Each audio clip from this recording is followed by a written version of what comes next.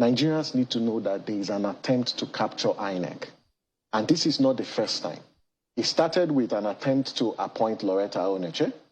We moved from also an alleged appointment of national commissioners who, to an extent, in fact, one of them, there was, her membership card that was published online.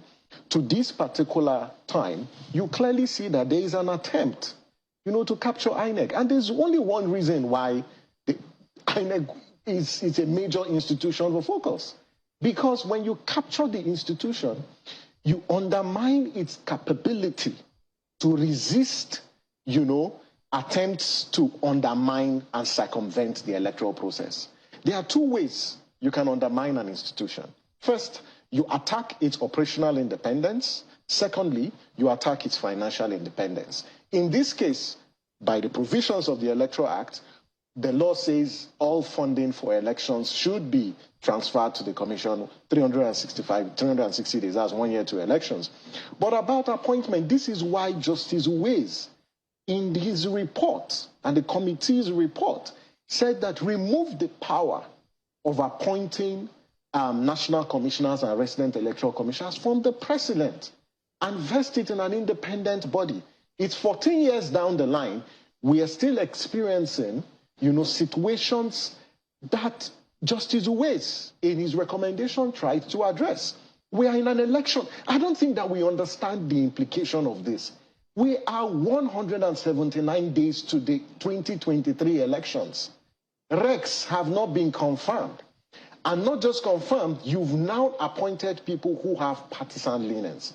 And this is why the National Assembly, the Senate in particular, needs to rise to the occasion to resist and protect the independence of INEC by rejecting these nominees and asking the president to renominate.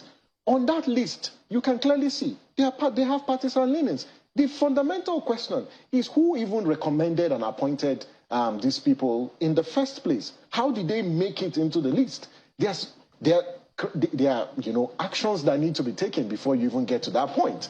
There's a lot of security screening that needs to be taken, and this is where the Senate has a role to play. But are you optimistic that the Senate will do just as you request? Because you recall that in the case of Loretta Oneche, she wasn't denied just because she was a card-carrying member of the APC.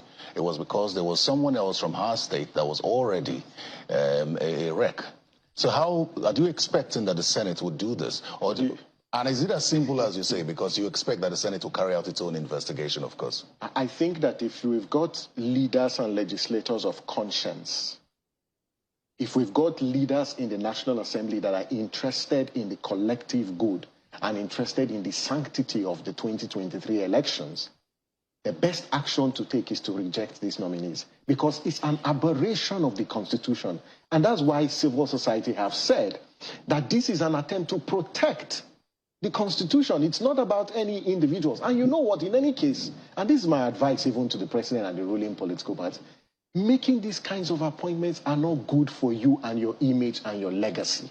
Because what you do is you tell the entire world that you are not interested in fairness, you're not interested in the integrity of our elections. So I even feel, for those who are making and pushing it, because it's just going to rubbish the legacies of the president and also the party. And so in the interest of the Constitution and the 2023 election, reject these nominees. They are individuals, women, persons with disability, who have the competence that can confer, let's not get to a situation where you conduct elections and then the legitimacy of the election